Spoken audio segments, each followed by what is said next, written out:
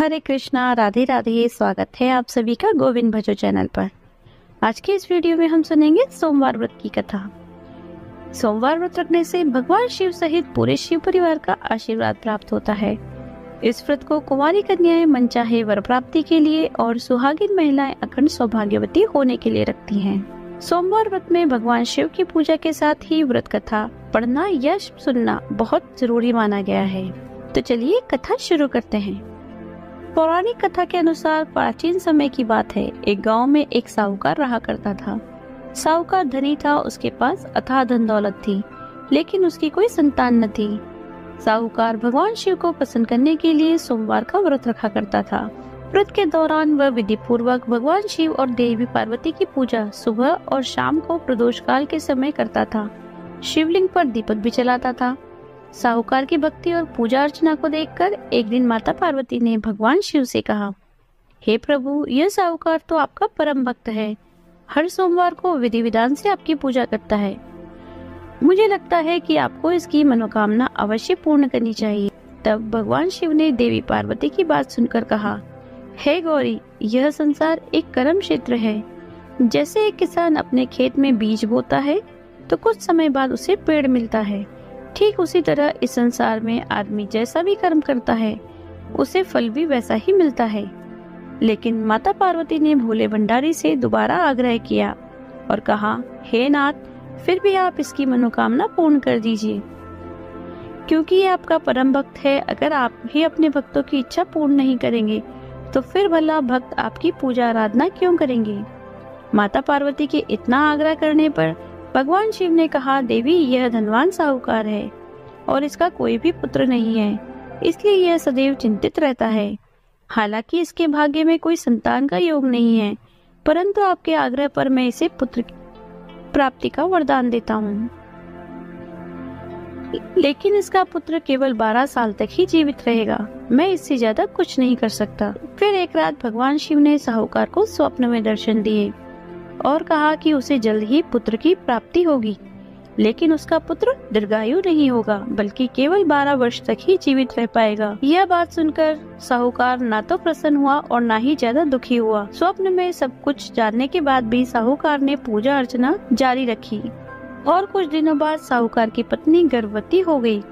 उसने एक सुंदर बालक को जन्म दिया। बालक के जन्म से घर पर हर्षोल्लास का माहौल था, लेकिन साहूकार खुश नहीं था, क्योंकि उसे पता था उसके बालक का जीवन केवल 12 वर्ष तक का ही है और उसने किसी को भी ये बात नहीं बताई थी। जब वह बालक 11 वर्ष का हुआ तो साहूकार की पत्नी ने बालक के विवाह की बात साहूकार से कही, लेकिन साहूकार ने इस बात से इनकार कर दिया और उसे शिक्षा के लिए काशी भेज दिया। साहूकार ने बालक के मामा को बुलाया और उन्हें पैसे देकर बालक के साथ काशी जाने का आदेश दिया। साहूकार ने मामा भांजे से कहा कि वह काशी जाते समय रास्ते में यज्ञ कराते हुए ब्राह्मणों को भोजन कराते हुए जाएं। दोनों मामा भांजे ने ऐसा ही किया। काशी जाते समय जिस रास्ते से मामा भांजे गुजर रहे थे, वहाँ का राजा अपनी पुत्री का विवाह एक ऐसे राजकुमार से करवा रहा था जो काना था। उधर दूल्हे का पिता इस बात से चिंतित था कि अगर दुल्हन पक्ष को पता चल गया तो राजकुमारी विवाह के लिए मना कर देगी। इसलिए उसने जब साहूकार के पुत्र को देखा तो उसने सोचा कि मैं अपने बालक की जगह तोरण के समय इस बालक को बिठा दूंगा और दुल्हन पक्ष वालों को पता भी नहीं चलेगा। दूल्हे के पिता ने साहूकार के पुत्र को इस बात के लिए तैयार कर लिया और बालक तैयार भी हो गया। इस तरह उस बालक ने दूल्हे के कपड़े पहन लिए और घोड़ी पर चढ़कर तोरण की रस्म पूरी की। तोरण के बाद जब फेरों की बारी आई तो दूल्हे के पिता ने फिर साहूकार के पुत्र से अनुरोध किया कि वह दुल्हन के साथ फेरे भी ले ले ताकि विवाह संपन्न हो सके और यह बात छुपी रहे। मामा भी राजी हो गए। विवाह समारोह भी संपन्न हो गया। विवाह संपन्न होने के बाद मामा भांजा काशी के लिए प्रस्थान कर गए, परंतु साहूकार के पुत्र ने दुल्हन के कपड़ों पर लिख दिया कि तुम्हारा विवाह तो मुझसे हुआ है, लेकिन तुम जिसके साथ विदा की जाओगी वह एक आंख वाला राजकुमार है। मैं काशी शिक्षा ग्रहण करने जा रहा हूँ। जब राजकुमारी ने यह बात पढ़ी तो उसने राजकुमार के साथ जाने से इनकार कर दिया। अपने पिता से कहा, यह मेरा पति नहीं है, मेरे पति शिक्षा ग्रहण करने काशी गए हुए हैं। जब सब जगह यह बात फैल गई तो मजबूरी में दूल्हे के पिता ने सारी बात बता दी और दुल्हन के पिता ने फिर बेटी को भेजने से इनकार कर दिया। इधर मामा भांजे दोनों काशी पहुंच गए और बालक शिक्षा ग्रहण करने लगा। तब मामा ने यज्ञ करना शुरू कर दिया।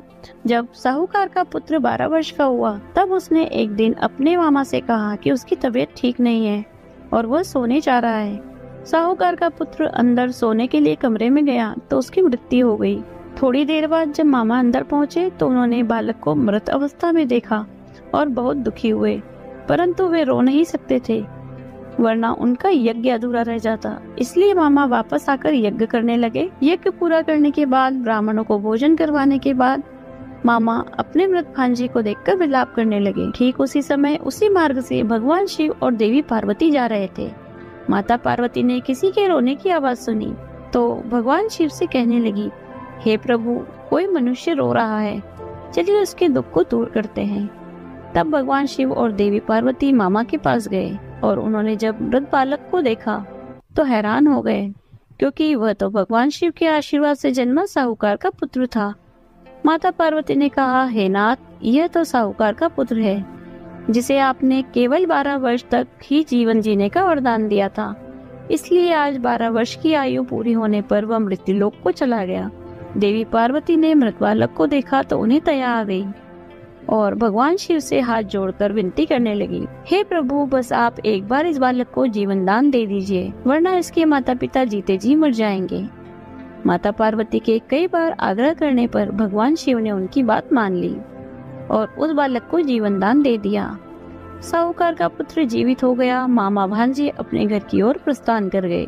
रास्ते में साहूकार का पुत्र उसी शहर से गुजरा जहां उसका विवाह हुआ था। दुल्हन के पिता ने बालक को पहचान लिया और मामा भांजे को लेकर महल में आ गए। दुल्हन के पिता ने एक समारोह किया और अपनी पुत्री को धूमधाम से साहूकार के पुत्र के साथ भेज दिया। उधर जब साहूकार का बालक अपनी पत्नी के साथ घर पहुंचा तो उसके माता पिता अंदर कमरे में बंद होकर बैठे थे।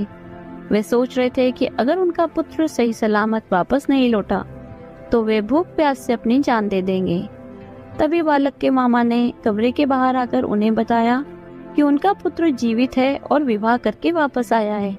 साहूकार ने बालक को जीवित देखा तो खुशी से उसका स्वागत किया और साहूकार का परिवार इस प्रकार खुशी खुशी जीवन व्यतीत करने लगा। यह सब भगवान शिव की कृपा और सोमवार व्रत का ही प्रभाव था कि साहूकार का पुत्र अल्पायु होने के बाद भी दीर्घायु को प्राप्त हुआ।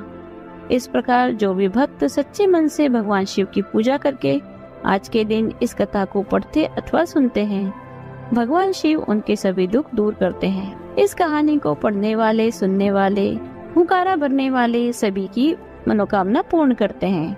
बोलिए शिव शंकर भगवान की जय, माता पार्वती की जय। ऐसी समाधि लगाई रे मेरा भोला न जागे, ऐसी समाधि लगाई रे मेरा भोला न जागे, भोला न जागे शिव शंकर न जागे, भोला न जागे शिव शंकर न जागे, ऐसी समाधि लगाई रे मेरा भोला न जागे। गंगा जगावे और यमुना जगावे, गंगा जगावे और यमुना जगावे, सरयू ने धारा बहाई रे मेरा भोला न जागे, सरयू ने धारा बहाई रे मेरा भोला न जागे, ऐसी समाधि लगाई रे मेरा भोला न जागे। चंदा जगावे और तारे जगावे, चंदा जगावे और तारे जगावे, सूरज ने किरणें फैलाई रे मेरा भोला न जागे, सूरज ने किरणें फैलाई रे मेरा भोला न जागे।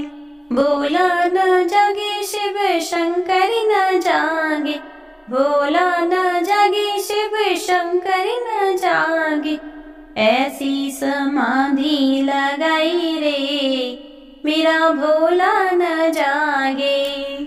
ब्रह्मा जगावे और विष्णु जगावे, ब्रह्मा जगावे और विष्णु जगावे, नारद ने वीणा बजाई रे, मेरा भोला न जागे।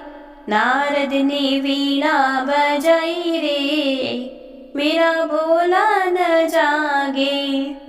भोला न जागे शिव शंकर न जागे, भोला न जागे शिव शंकर न जागे। ऐसी समाधि लगाई रे, मेरा भोला न जागे। राम जगावे और लक्ष्मण जगावे, राम जगावे और लक्ष्मण जगावे। हनुमत ने चुटकी बजाई रे, मेरा भोला न जागे। हनुमत ने चुटकी बजाई रे, मेरा भोला न जागे। भोला न जागे शिव शंकर न जागे, भोला न जागे शिव शंकर न जागे। ऐसी समाधि लगाई रे, मेरा भोला न जागे। राधा जगावे और रुक्मणी जगावे, राधा जगावे और रुक्मणी जगावे। मोहन ने बंसी बजाई रे, मेरा भोला न जागे। मोहन ने बंसी बजाई रे, मेरा भोला न जागे। भोला न जागे शिव शंकर न जागे, भोला न जागे शिव शंकर न जागे। ऐसी समाधि लगाई रे, मेरा भोला न जागे। भक्त जगावे और संत जगावे, भक्त जगावे और संत जगावे। सखियों ने राम धुनी गाई रे, मेरा भोला न जागे। सखियों ने राम धुनी गाई रे, मेरा भोला न जागे। भोला न जागे शिव शंकर न जागे, भोला न जागे शिव शंकर न जागे। ऐसी समाधि लगाई रे, मेरा भोला न जागे। ऐसी समाधि लगाई रे, मेरा भोला न जागे। आज की वीडियो अगर आपको अच्छी लगी हो तो लाइक कीजिए, शेयर कीजिए। यदि आप चैनल पर नए हैं तो चैनल को सब्सक्राइब कर लीजिए।